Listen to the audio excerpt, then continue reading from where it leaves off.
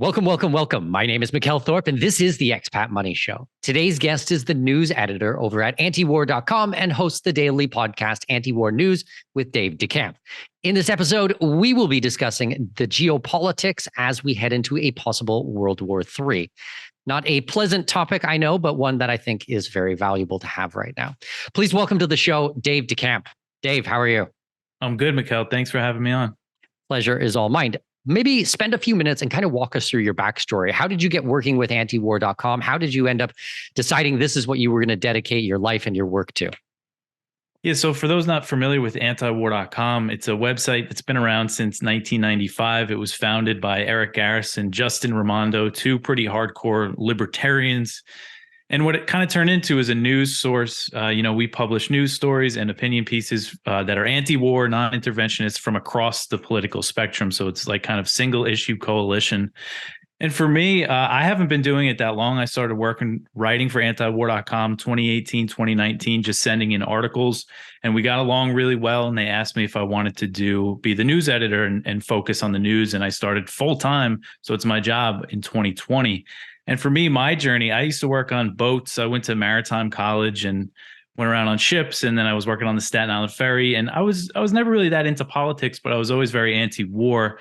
And it was around the Trump-Hillary times when everybody was hyper-focused on politics. And I felt like kind of both sides were missing, what I saw the true evil of our government was its overseas empire. And Trump had some good rhetoric, against the Iraq wars and stuff. But, he also said he was going to bomb the terrorists and their families. And he did that when he came into office.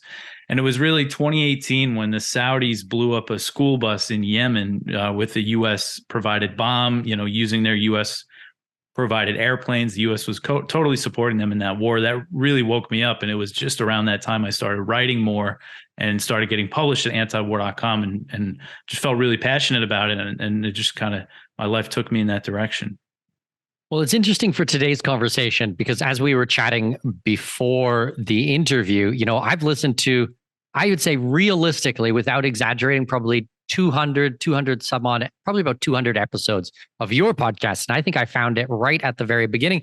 And I've got I don't know if you guys can see it from the video, I've got my Antiwar.com shirt on today. So I'm a big fan of your work.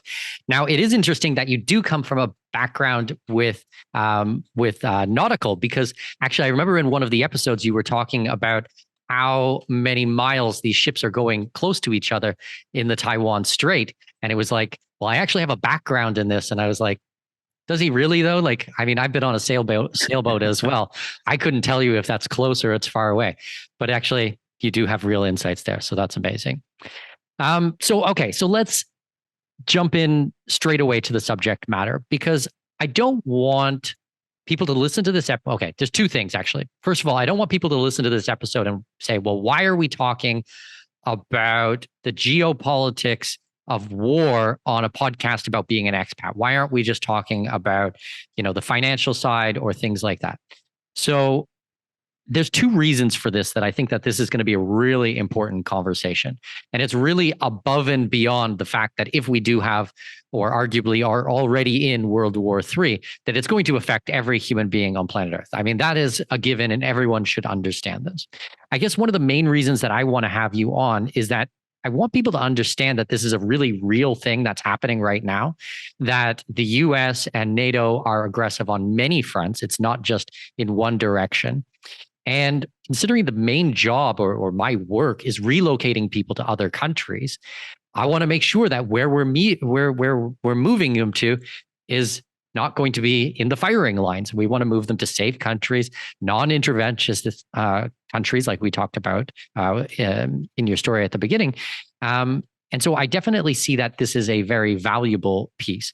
The other piece that I want to mention, kind of as a preface it to today's conversation, is I am not an alarmist. I'm not a doomsday person whatsoever. I'm actually a super upbeat, happy, positive person about the world and what's going on.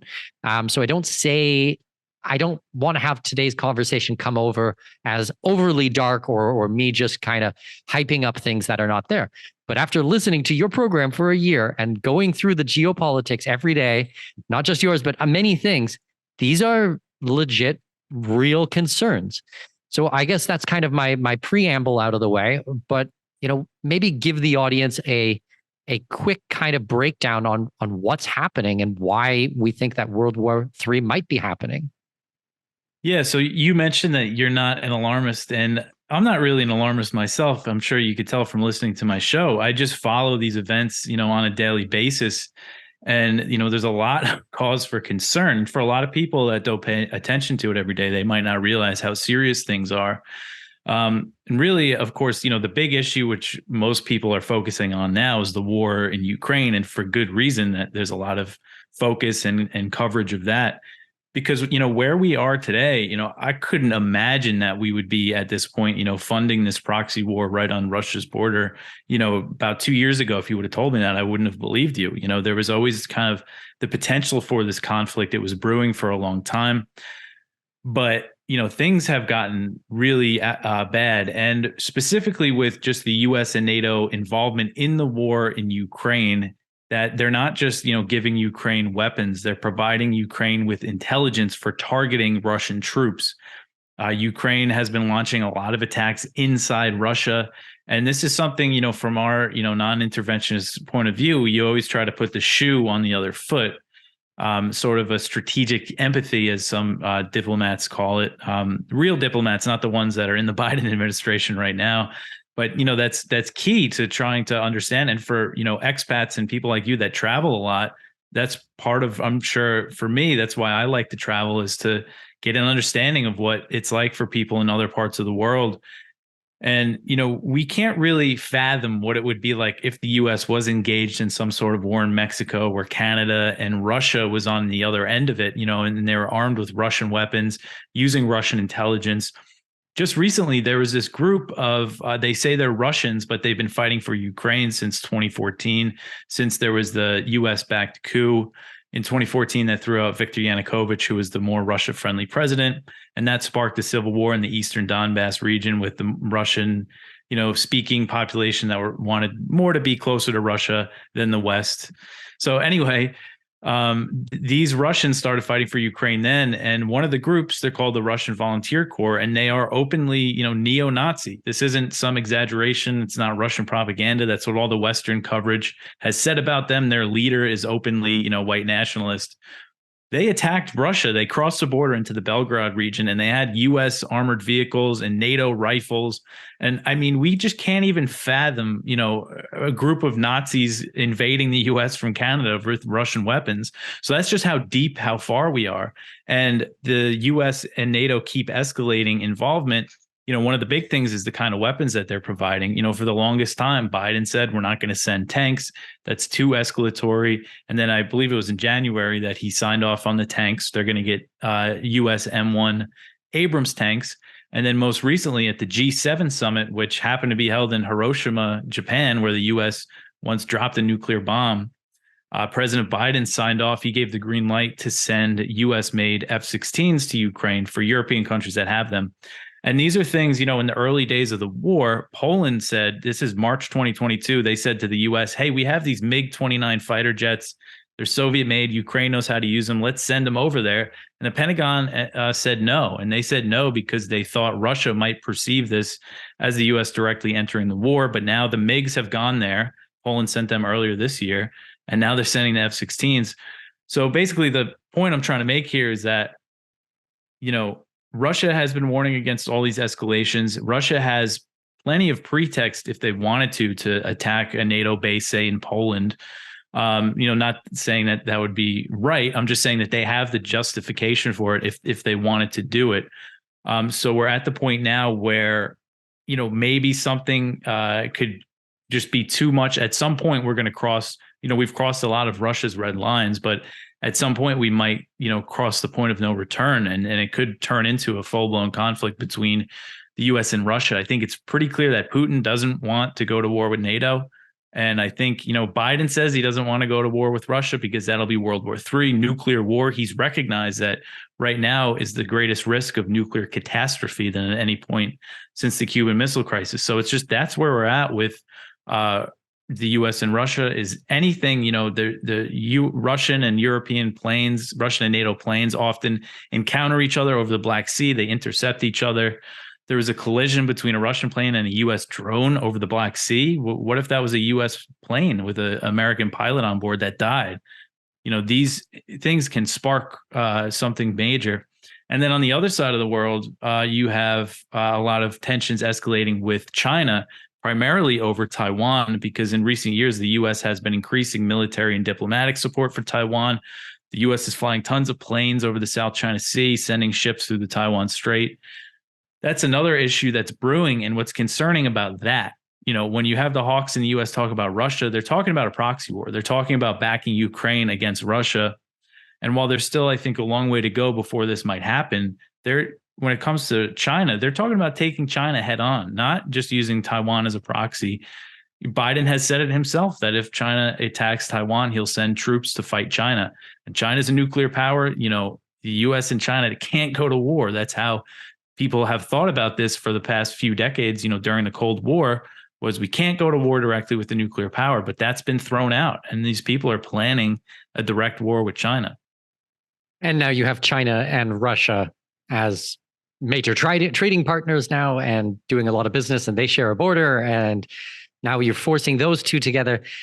And then, I mean, we can go in many directions here from what you've just said, but looks like things are heating up again in Iran. I left the UAE because I didn't like what was happening with the US and with Iran at the time. And then, I mean, so it's not just on one front. This is the piece of the puzzle that I just can't get my head around. It's not like, okay, we're going to focus, everything was the Middle East for 2 decades. Then they've moved out of there, and now everything was moving over to Russia. But now they're going back into the Middle East, and now they're going into China as well. And it's like, and at the same time, you have all this woke ideology that's making its way through the US military. And it's absolutely mind-boggling. Now, for your point on how how Russia is not stepping up the war a little bit, from what I've seen on the US side is like, well, we gave them this and Russia didn't do anything. So we gave them a little bit more and they didn't do anything. And then we did a little bit more and they didn't do anything. And so that's their justification of continuing to provide more weapons, more long range weapons, tanks, aircraft. I think I was listening to your program this weekend. It was the cluster bombs that there's over 100 countries that have signed off on the legal use of cluster bombs. And now they're thinking about sending this on uranium enriched ammunition that's going to be going over to Ukraine. Like it's an escalation over and over and over again. And just because Russia hasn't had a tactical nuke dropped on somewhere in Europe, they think that it's okay to keep doing what they're doing. It's madness. It's absolute madness. Yeah, and you're right about that. That is the attitude, is basically, oh, Putin hasn't done anything yet, so let's keep, needling him, keep going. Even though, actually, you mentioned the depleted uranium ammunition, which is, primarily used by tanks because it's a really dense metal. That's the byproduct of enriching uranium. The British were the first ones to send that to Ukraine. The British have been kind of leading the charge on a lot of these escalations. The first one to send say they were going to send their own tanks, and they were pushing for the F-16s. So they sent depleted uranium ammunition to Ukraine for use with their tanks. And Putin, in response, at least he says this was a response, deployed nukes to Belarus. So that's a pretty huge escalation. Now, Putin has compared the move to the fact that there are 5 NATO countries that the U.S. has nukes in Europe: Germany, Belgium, Italy, the Netherlands, and Turkey. Yep. So he's comparing it to that, but it's still a big escalation, Russia moving nukes outside of its borders into Belarus. So, there are tangible responses to this. If you remember back in October 2022, Ukraine blew up the Kerch Bridge, which connects Crimea to the Russian mainland. After that, Putin started these kind of large-scale bombings of Ukraine's energy infrastructure and other infrastructure across Ukraine. He wasn't doing that in the first phase of the war. So that was a huge escalation. So yes, the escalations haven't really been felt yet by the West. But it's just, if that's the attitude, it's just such a dangerous attitude. They're like, well, we could just keep going. And you saw the events recently with this, short-lived uprising or whatever you want to call it that was in Russia. And the hawks in Washington, now they're frothing at the mouth. They're trying to use this to say, oh, see, this means the aid is working. Russia is falling apart. Let's keep going. Let's keep going. Forget the fact that they have 6,000 nuclear weapons. It's brutal. I just don't even know what to say about some of these things. Like I'm absolutely gobstruck. Another thing that I wanted to bring up with what you spoke about earlier is the targeting.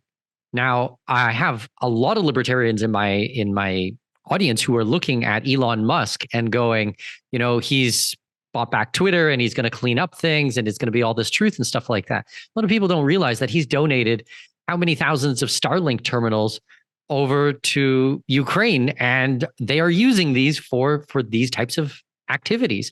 I mean, that is, from my point of view, a huge escalation. I mean, if they're using internet and satellites for troop movements and what's happening on the other side of the border, like that's no hero of mine. I've just. Well, that has a big implication. So one thing about that is that Starlink did say, who knows how much truth there is to this, because when they first started sending the Starlinks, there was reports that they were using them for with drones to find targets. And then Starlink said, oh, it wasn't meant to be used like that. And they said they made some adjustments so they couldn't do that. But who knows how true that is. Yeah, I'm sure they didn't send it over there so that they could get on Twitter and send cat photos and stuff like that. Yeah. It's being used by the military for the war, for the purpose of the war. Absolutely.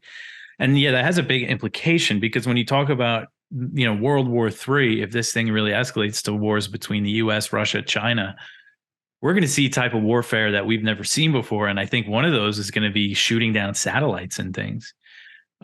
Especially if they're being used, because it's satellite data mostly that the U.S. is giving Ukraine for targeting. So, that's just, say things don't escalate to the nuclear level, we're still going to see, I think, a lot of different types of warfare that we've never seen before, like shooting down satellites and cyber things and just propaganda. I mean, it's going to be so much, it's things that I think we can't even really imagine right now, especially AI, robotics. Another reason we need to avoid this. So what is your opinion then? Do you think we are already in World War III? I can make a giant case that we are. It's just not what we're used to. If we're looking for a war exactly as we had seen in World War I and World War II, I don't think that that's going to happen again. Although I was surprised with Ukraine and Russia, because it is like proper trench warfare in some places. I didn't think actually humanity was really going to see this again, but we are seeing war on so many different fronts. There's lawfare, like where China is going after small islands in the South China Sea. There's what you were just talking about with satellites and things like this. There's cyber attacks.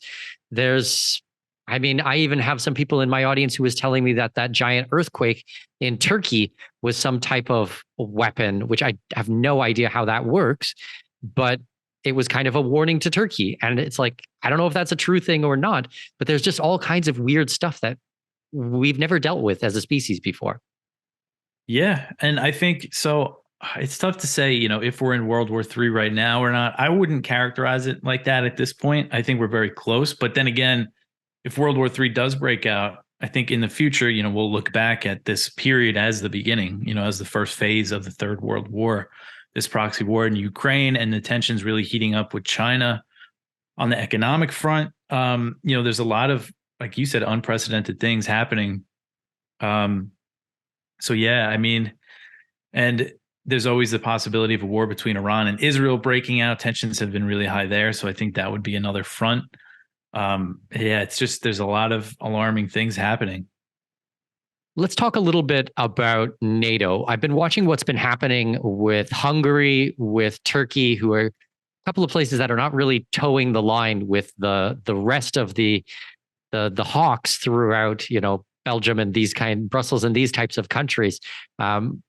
What's your opinion, or what is your feeling about what will happen with some of these countries? Yeah, it's tough to say. Turkey has been a thorn in the side of NATO for a while now, especially with this war with Russia. Good, by the way, good. Yeah, no, it's good to have that. Definitely, especially with Erdogan. was trying to do. He was trying to broker a peace deal between Russia and Ukraine in the beginning of the war. And he's kept, he was the one, there was this issue with Ukrainian grain not being able to be exported when the war first broke out because the ports were very heavily mined. And it was Turkey that brokered the deal to get those ships moving again, which has been pretty successful. So that's what happens when you have countries that are neutral and diplomatic. Even though Turkey is a member of NATO, they're certainly not, going along with this thing like the other NATO countries are. And Hungary, they definitely have they're pretty similar in the sense that, Orban keeps in touch with Putin and they want to keep trading. They got exemptions from the Russian oil ban that the EU passed. But what both of them, are doing right now, and I think that's really all they can do. So Finland joined NATO, Turkey and Hungary eventually approved them. Turkey's still holding out on Sweden joining because they say they support the PKK, which is a Kurdish militant group that are, considered terrorists in Turkey.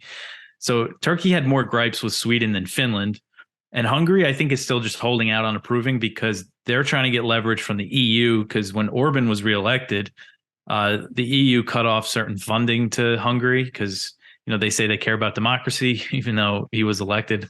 I don't know what the situation is there, but I think they're kind of holding out just as leverage, and that they'll eventually sign off Sweden. Finland was really the big one, though, because they have an over 800-mile border with Russia.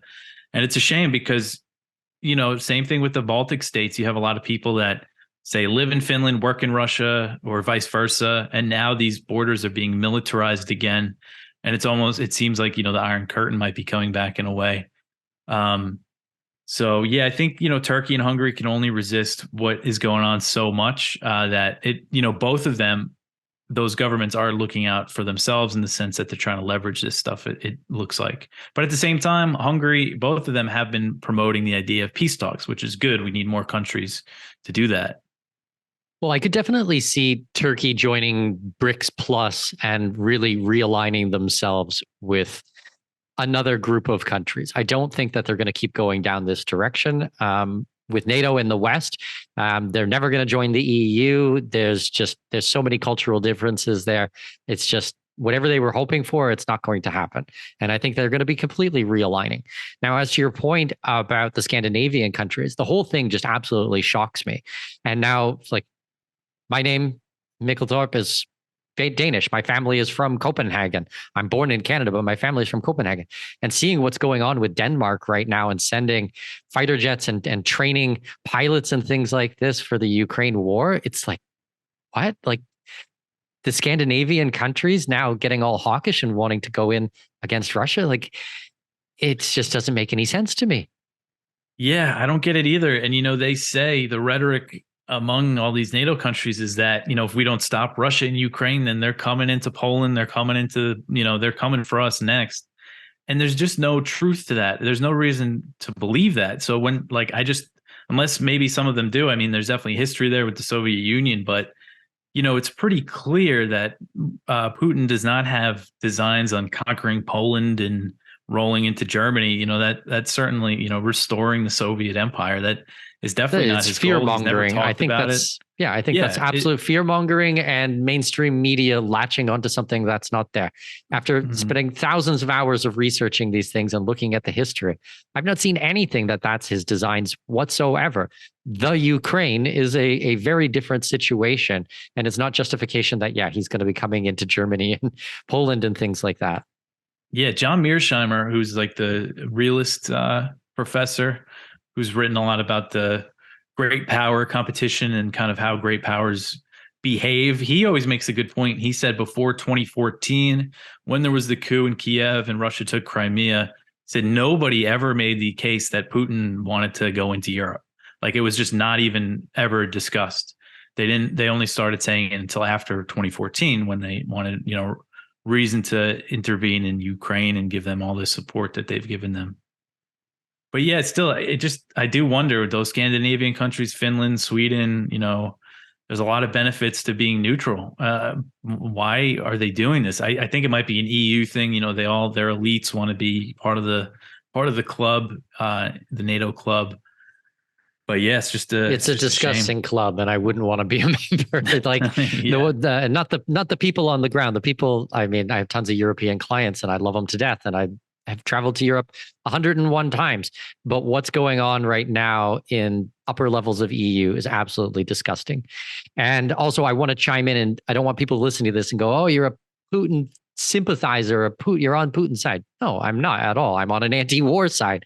I'm on a side that let's hold hands and get along and figure out ways that we can get through this. But what we're seeing right now is it's just I'm gonna end up saying this like 400 times during this episode. So sorry for repeating myself, but it's just unbelievable. Like it's just I just never thought that we would see these types of things again. And to your point on democracy, I mean, Ukrainian president, was he democratically elected to that country? I mean, the current president Zelensky, he was, in 2019.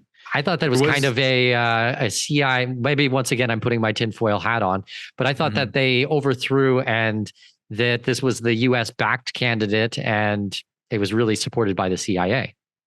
So that really all happened in 2014, and it's definitely was a more pro-Western government in 2019 when Zelensky was elected. But what's interesting about Zelensky is that, Poroshenko, his predecessor, they were all in about, the Donbass war that was going on since 2014. Zelensky ran on ending that. He ran on making peace with Russia. He was a Russian speaker. The TV show that he was on, Servant of the People, was in Russian. So a lot of people don't realize that. And there were articles at the time when he was elected, in the Western mainstream media saying he was too pro-Russia. But he ended up, kind of the extreme elements in Ukraine didn't let him make peace in the Donbass. And the only real way for that to have happened was the U.S. would have had to go, push for peace in the Donbass. But that didn't happen, unfortunately. They started sending, anti-tank missiles and everything. Well, that started in 2018, but then they really just wanted to keep escalating things. And that was around when Trump was impeached. He was impeached because he held up a missile delivery to Ukraine for about 2 weeks, and then he sent them again. So there's just so much working against, resolving that war, after Zelensky was elected. And now, you can't even imagine that he was speaking Russian and calling for peace, because he is kind of leading this de-Russification campaign. He's doing like legit book burning in the country now. Like we're going back to medieval times. It's crazy. Yeah, he just banned Russian books, and he is, cracking down on the Ukrainian Orthodox Church that has ties to the Russian Orthodox. There's two in Ukraine, but it was the bigger one, and now they're cracking down on it. And it's really bad. And, you talk about Putin, these are things that he wanted to avoid. These are things that he said, was NATO expansion and the war against, the Russian culture that was going on in Ukraine were part of his motivation for invading. And now those things have ramped up. So, it seems like his invasion hasn't really gotten the results. But the thing about Russia is that they have time on their side, and they seem to be digging in for a very long war, hoping probably that the West is going to be the one to give up first. And what about Boris Johnson? Like, talking about this being a Western backed, Boris Johnson, didn't he go over there? And we don't know exactly what was happened in closed door meetings, but anytime that there was peace deals on the table, something has happened, some meeting has happened, and all of a sudden, no more peace deals. Like, yeah, it's really crazy. I mean, if you look at the beginning of the war, Putin invaded, and it was clear at the time. I was saying this, and a lot of people were mad at me for saying it, was that he wasn't going as hard as he could, and he was leaving room for negotiations. And there were, U.S. officials said that there were reports in the media that was their assessment too, because he wasn't doing that large scale infrastructure bombing like when the U.S. invaded Iraq. They destroyed the infrastructure and killed thousands of civilians in airstrikes. That was the opening salvo of the invasion.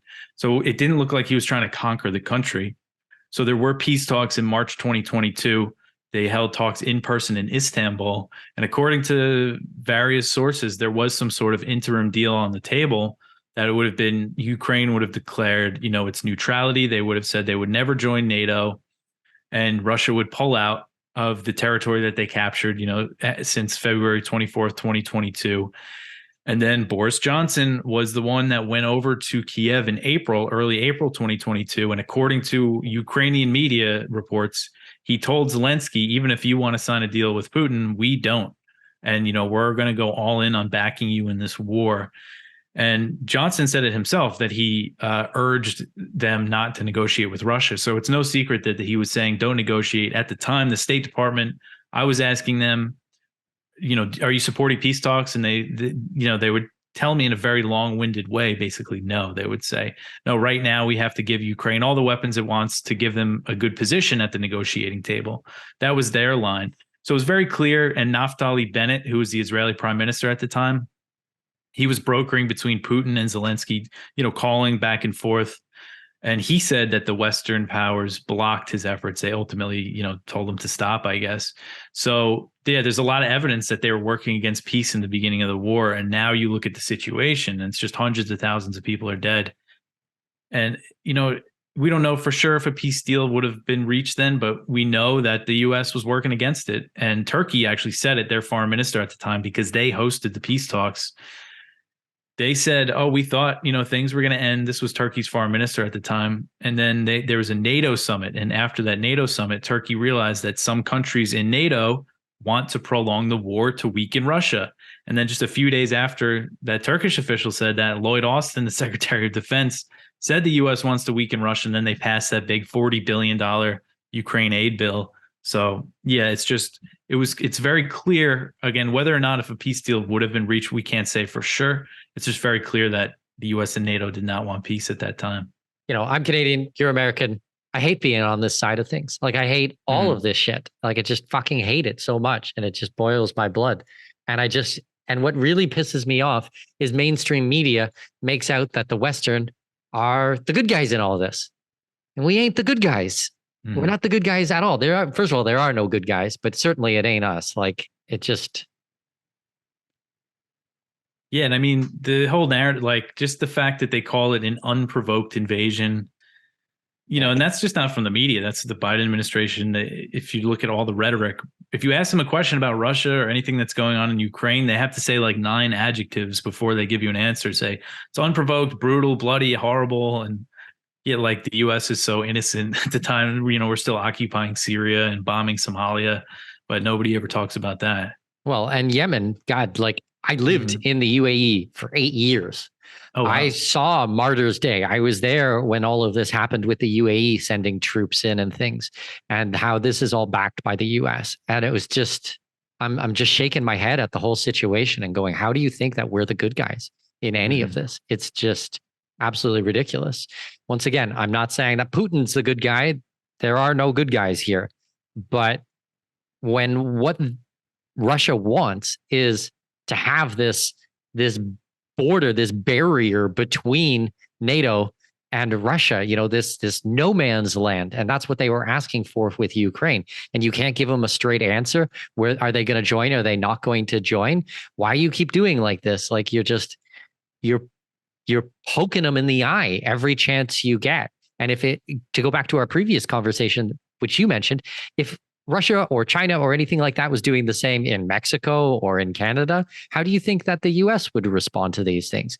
If China had warships off the coast of San Francisco or something like that, what would you think about that? Like, there would be no question about these, but it just seems okay for us to send. And now the US is sending, you correct me if I'm wrong, but this is what I read. US Coast Guard is now in the Taiwan Strait. Like, yeah, they whose just coast? sailed through Like the Taiwan Strait. Yeah, U.S. Coast Guard over in Taiwan Strait. That sounds absolutely insane. Yeah, the Coast Guard is really increasing its presence over there near China's coast in the South China Sea, and they've gone through the Taiwan Strait before. They're usually with naval ships, but it's pretty rare. And this time it was just a Coast Guard cutter just sailing through the Taiwan Strait. You're a long way from home. Like, yeah. Well, so you mentioned the stuff about China. I don't know if you've seen, there's been these reports in the Wall Street Journal about China looking to build a spy facility in Cuba. I did see this. And there That was seems another like a report. harkening back to the Cuban Missile Crisis. Like, Yeah. So it's not clear exactly what is going on there. But what's interesting, it seems like those reports were timed because Blinken was about to go to China and one of those reports came out. He still went. But yeah, so we know that the Soviets had an a spy facility in Cuba and Russia owned it until 2002 when they left. And there were reports at the time that China was looking to set up there. So there might be some sort of Chinese eavesdropping facility in Cuba. But if you look at the reaction from Congress after that report saying some of them said it was an attack on America, that China was thinking about setting up some kind of spying intelligence gathering facility in Cuba. And if you look at, again, the South China Sea, U.S. surveillance planes are constantly flying around there, pretty close to China's coast, about 30 nautical miles sometimes.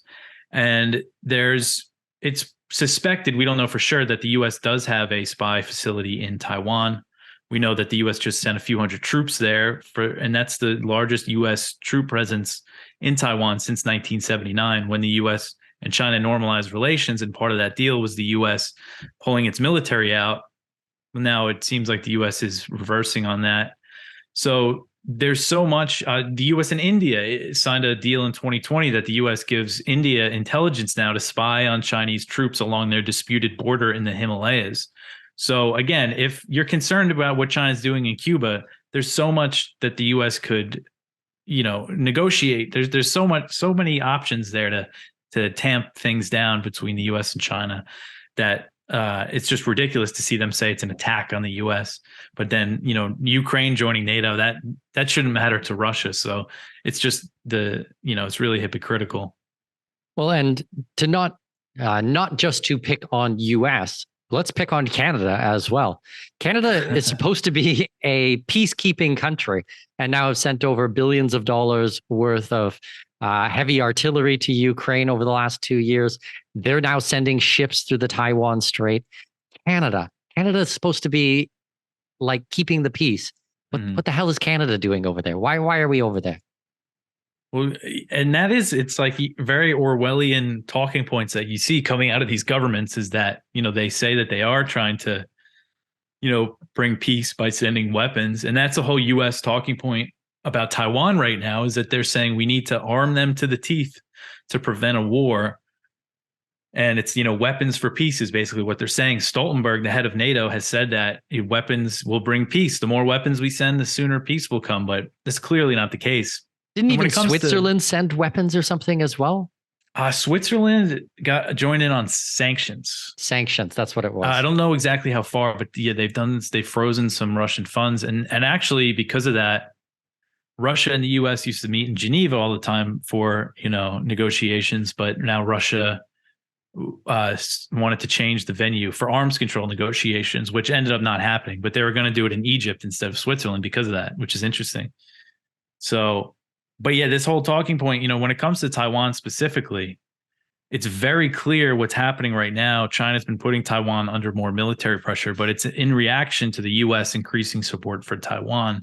So however anybody feels about that situation, is that is the reality, because again, the whole foundation of U.S.-China relations is this weird situation over Taiwan, that the U.S. doesn't recognize Taiwan as a country and doesn't have official contacts with them. But in the last 3-4 years, actually, it's been longer than that now, really starting under Trump, the U.S. started really fundamentally changing its relationship with Taiwan. And in response, China has increased the military pressure. And China is never going to drop the Taiwan issue. Again, it doesn't mean that it's right, or it doesn't really matter how we feel about it. It's just the reality of the situation is to the Chinese government, reunification, as they call it, with Taiwan is a priority. But at the same time, they're not in a rush to do it. And they don't want to launch a war because there's they have so much incentive not to, the trade across the Taiwan Strait, the travel.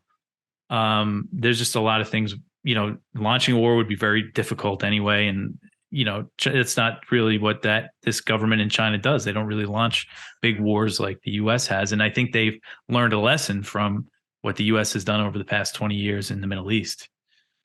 Well, with China, I mean, my wife is from China. My kids speak Chinese.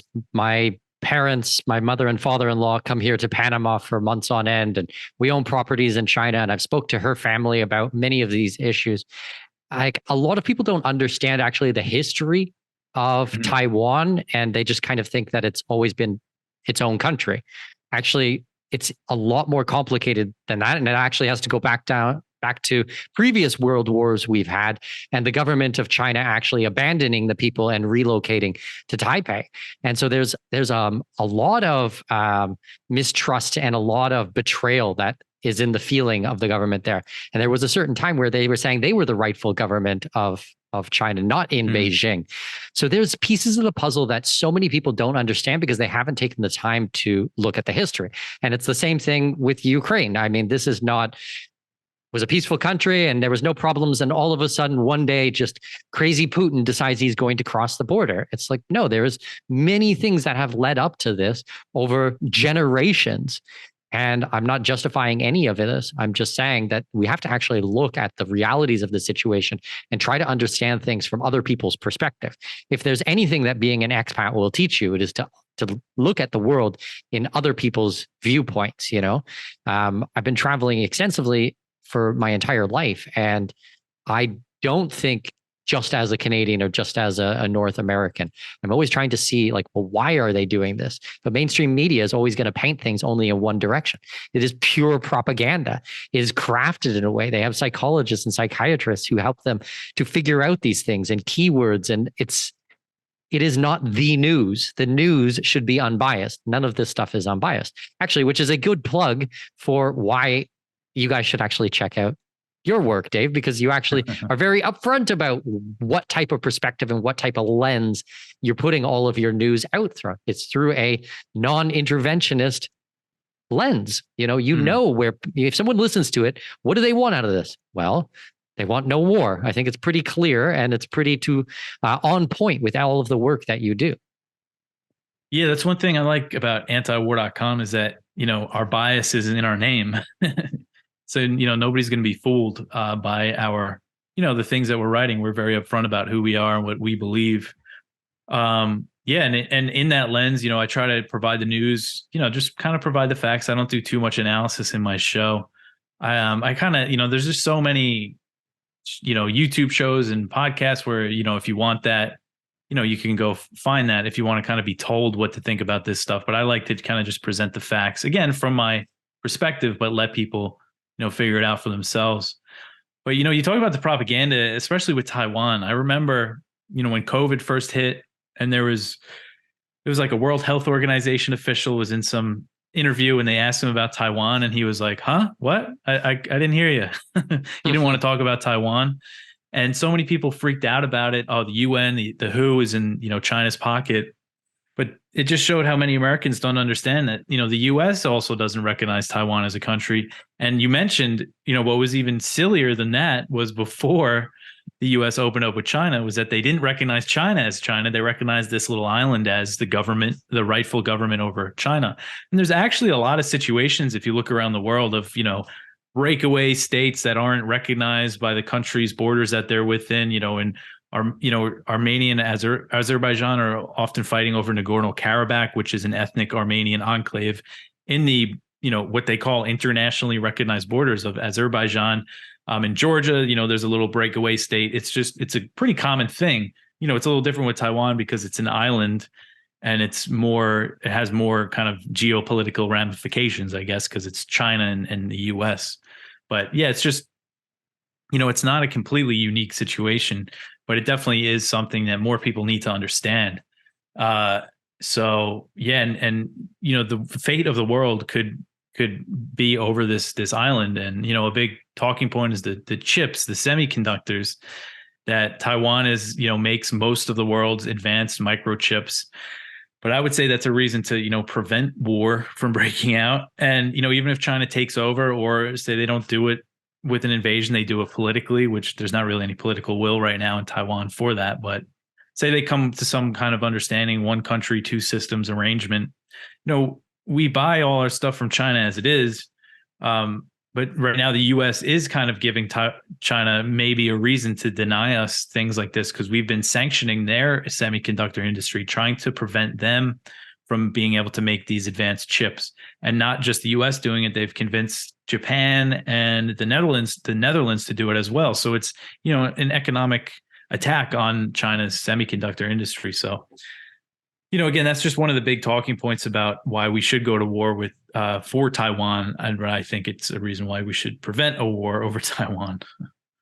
Well, and you mentioned Japan. Japan has doubled their national budget of their national military budget over the last year from 2% to 4%.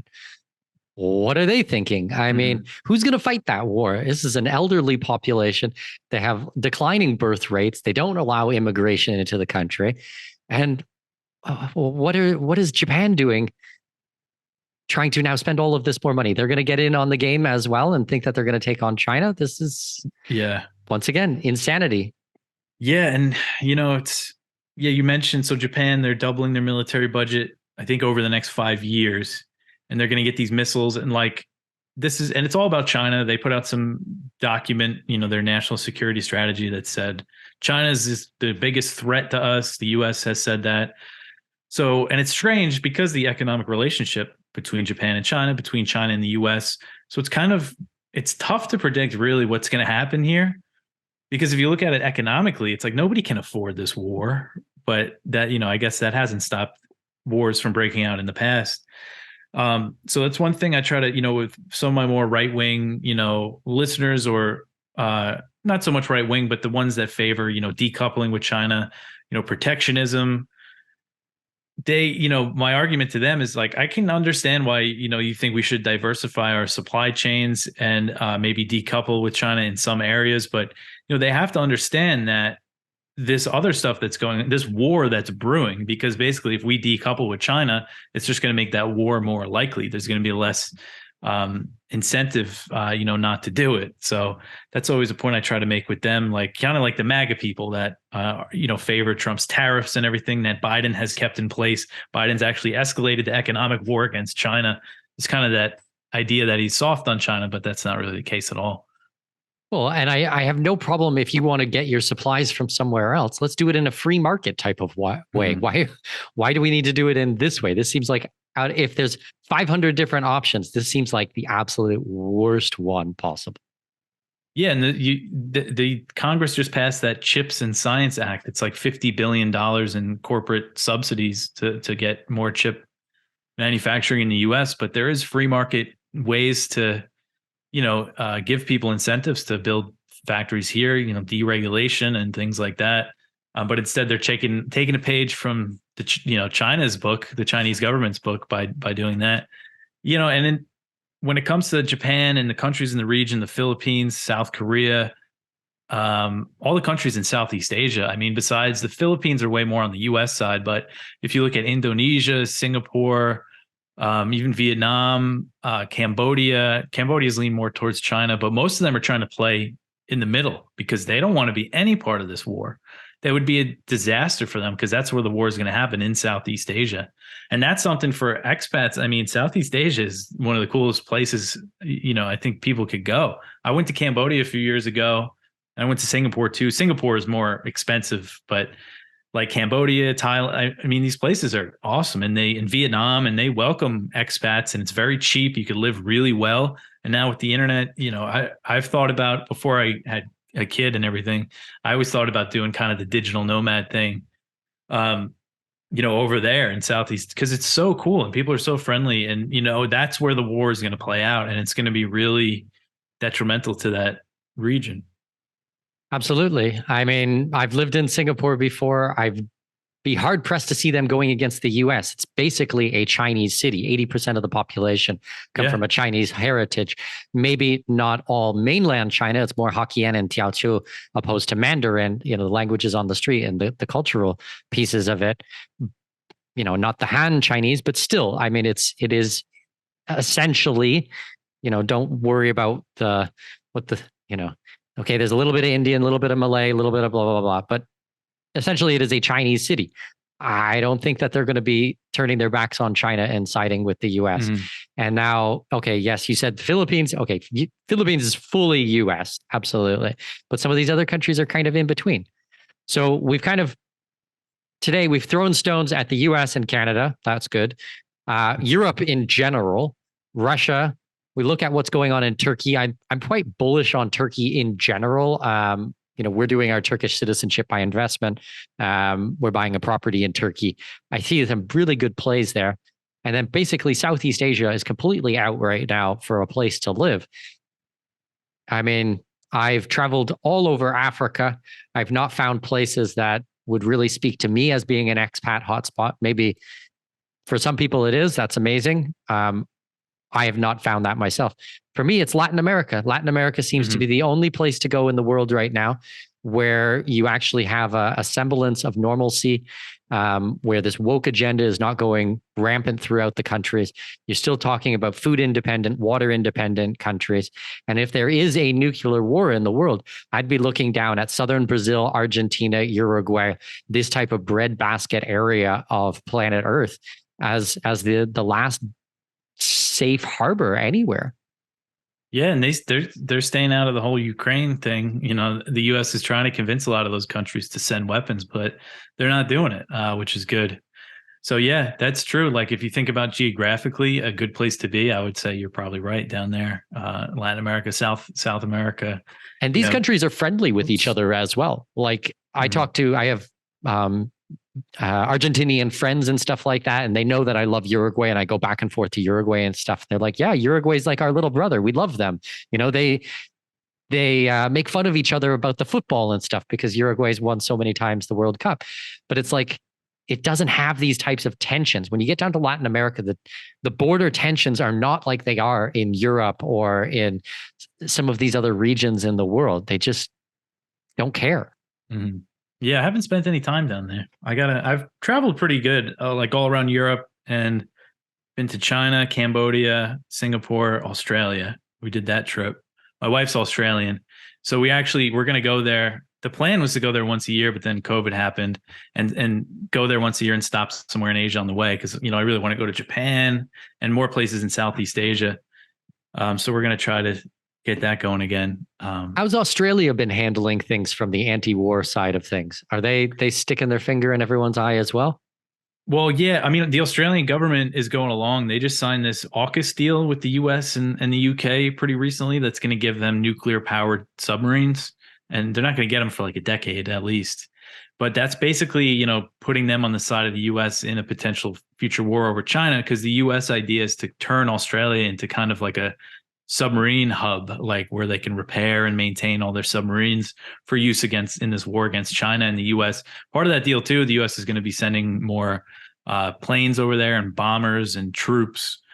So, but it seems like there's a big conversation going on within Australia of like, should we, if there's a war over Taiwan, should we be involved? So I think that's still being worked out, but for the most part, it seems like they're going along with it. Which is unfortunate because China's their biggest trading partner. China kind of went after Australia, which was interesting. So when the US brought the Quad back, the Quad is India, Japan, Australia, and the US. And it was started in the early 2000s, but India and Australia didn't want to go along because they didn't want to stoke tensions with China, because it's basically like an anti-China. It's a foundation for like an anti-China military alliance in the region. But in recent years, they started doing drills again. And that seemed like a lot of the tensions between China and Australia on the trade front stemmed from that. They kind of picked Australia because they were the country that they could go after. So I think that explains a lot of the tensions. So yeah, Australia, they'll probably be, if there is a war, they're definitely going to be involved, I think, at this point. I lived in Australia from 2006 to 2009. In that country, it seems like every 3 months they change their prime minister, change the president. Like, it's it's like I never have any idea what's going on over there. I used to love Australia, but watching what they've done during COVID over the last couple of years is just absolutely put a sour taste in my mouth. Yeah, I spent about a month there. It was in 2020 before the COVID though. It was January 2020, and it was awesome. But then when we got back home and COVID hit, they did all that. But we'll definitely go back. But I was actually thinking about moving there at the time because my wife, again, she is the citizenship, so it would be easy for us. But then I saw some spiders that were like, this big, and I said, "No, I don't think so." I lived in Melbourne. We didn't see any spiders like that, but no, it's just crazy. All of these countries who are just jumping on the bandwagon, like Australia. Like, what do you have? Why do you have any skin in the game in Ukraine and China? I mean, yeah, like WA, like Western Australia is all about mining. It's all natural resources, and they're shipping natural resources over to China all day long, every day. And now you want to go to war with them? Like, do you guys thinking this through? Sounds like a terrible idea. And as going back to our point about Scandinavia, you have an 800-kilometer border, and now you want to have troops stationed there and nuclear warheads there. Like, you think that that's a good idea? That's going to protect you? That's not going to protect you. That's going to make you a massive target. Stay out of it. Everybody just stay out of it. Yeah, I don't get why that's not more appealing to some of these governments is neutrality. It prevented some countries in Europe from being destroyed, during the world wars. And yeah, especially geographically, like Australia, it's just, there's no need for them to be involved. They trade with China. There's that, I forget it was like a Australian show. I forget what it was called, but it's some comedy show. And they had, these generals in a room like, oh, we need to, increase our presence in the South China Sea to protect our trade routes. And they're like, so we need to protect our trade from, we have to protect our trade from China, but we trade with China. So it's like you're protecting the shipping channels that from China, but you're buying all your stuff and selling all your stuff to China. It just doesn't make any sense. Yep. And that's kind of the talking point, that if China takes control of the South China Sea, they're going to shut it down for international trade. But China's completely reliant on, selling things. And it's just, it just doesn't make much sense to me. And that's another thing I know in Australia is the propaganda is crazy. If you look at any Australian media, especially Australian, like 60 Minutes, it's just, war with China is all they're talking about. So they're really getting it pretty bad over there. Well, because I work in the offshore markets and I deal with a lot of the tax things, Australia has just branded anywhere that has no tax as just like evil, horrible Satan worshippers. It's crazy. And the propaganda is very strong there on many fronts, not just on the war hawkish side of things, but on many, many fronts. Okay, well, today's conversation has not been an overly happy conversation. I think it's an important one. I think it's an extremely important one and very timely, and one that people who are considering moving overseas really have to think about.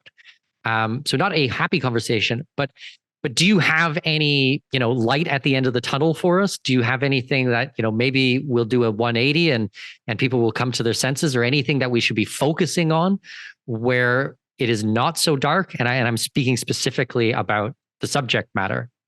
Mm-hmm. Yeah. So I think really the best thing that we have to hope for is that more people, and, we kind of live now in this new media environment where there's so much access to different information, because we always talk about all the mainstream media, this, the mainstream media, that, but so many people are turning away from that. And I mean, I think a few good things that are happening in the US right now is just that in general, that, the biggest media is not, CNN or Fox News anymore.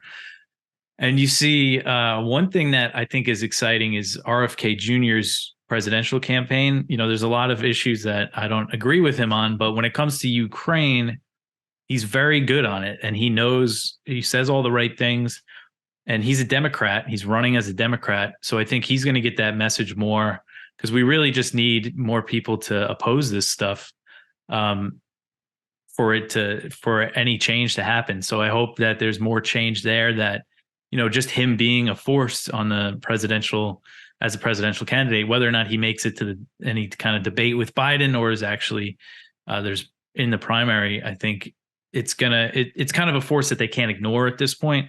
So hopefully that changes some things.